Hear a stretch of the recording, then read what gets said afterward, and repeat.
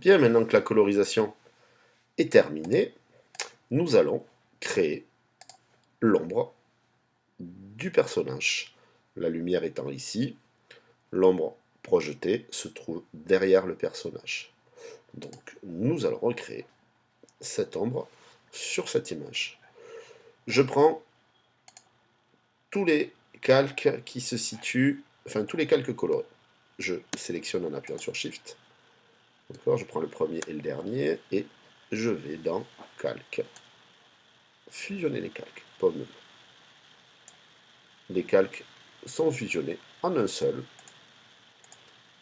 que je remets en produit, que je nomme couleur, puisque maintenant c'est toutes les couleurs du personnage. Donc j'ai bien mon calque des ombres, mon calque couleur et mon calque dessin.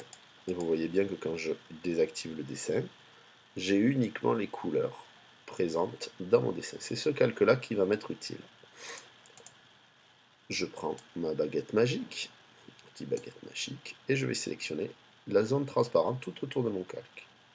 Donc j'ai une tolérance moyenne, on va mettre entre 50 et 30. Là, ça ne pose pas de problème. Et je coche. Vous voyez que tout est sélectionné, tout le transparent est sélectionné. Il ne me reste plus qu'à faire intervertir. Et je n'ai plus que les couleurs qui ont été sélectionnées. Je crée un nouveau calque.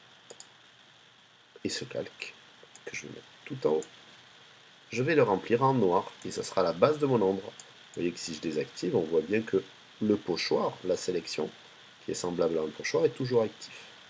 Je crée un nouveau calque que j'appelle ombre. Portée. Et je vais remplir en noir. Vous voyez, la silhouette de mon personnage vient d'apparaître. Je désélectionne, désélectionner, pomme D, et je vais y appliquer un filtre, puisque mon ombre est un peu trop nette. Je vais y appliquer un flou gaussien d'une dizaine de pixels, 7 à 8 pixels de rayon, pour lui donner cet aspect un peu flou. Je valide. Vous voyez bien que mon ombre est ici, devant, positionné devant mon image, ce qui n'est pas très intéressant pour le final, mais pour l'instant, c'est plutôt pratique. Donc, je vais maintenant la déformer pour lui donner cette orientation-là. Je réactive mes éléments ombre, couleur et dessin, et je vais faire édition, transformation. Vous voyez que ça, c'est pas actif. Donc, je vais vérifier si j'ai pas un tracé d'activer. Tout tracé activé, comme cela, hein, m'empêche de pouvoir modifier mes éléments. Donc, je désactive dans la zone grise ici. Plus aucun tracé n'est activé. Je reviens sur mon calque, ombre portée, édition, et maintenant je peux y aller. Transformation, torsion. Vous voyez que mon calque, maintenant je peux déplacer, tordre, bouger, le positionner. Comme il me plaît, je peux aussi le déformer pour lui donner l'ombre, l'inclinaison que je veux.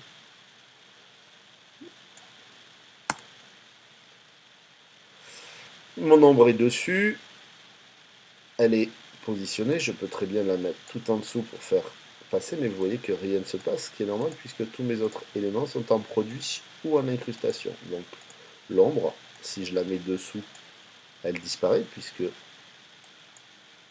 ce dessin est en blanc. L'ombre, vous voyez, on voit bien la différence entre le fond blanc et le fond adamé. L'ombre est ici, si je mets mon dessin transparent par-dessus, je ne le verrai pas. Donc je mets mon ombre tout en haut.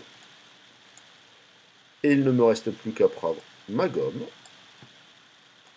avec une taille moindre, une opacité à 100%, et je vais tout simplement gommer toutes les parties qui ne me plaisent pas. Oups, je me mets sur l'ombre et je viens gommer toutes les parties qui ne m'intéressent pas de mon image.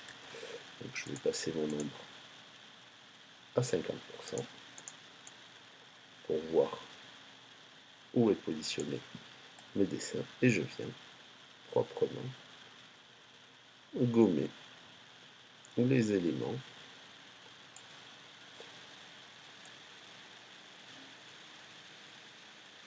voilà, je peux tout à fait réduire la taille de mon effet. Donc, vous voyez ici, j'ai déformé, donc rien ne m'empêche de prendre mon pinceau noir, prendre le calque ombre portée et venir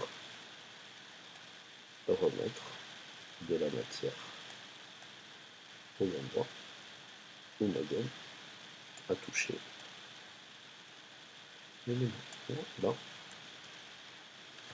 Et je viens de faire une ombre à mon dessin en utilisant tout simplement une ombre portée que j'ai déformée et gommée sur les parties qui ne m'intéressaient pas, qui devaient disparaître. Voilà comment on réalise plusieurs colorisations en 3 étapes. Réalisation des tracés, colorisation primaire de la couleur, création de l'ombre et des reliefs, accentuation en utilisant l'outil densité plus, densité moins.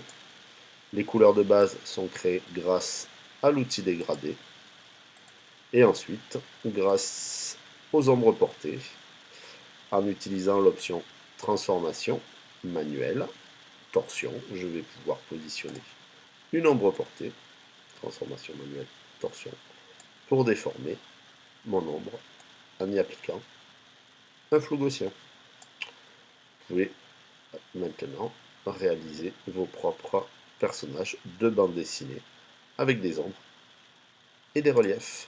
Bon travail!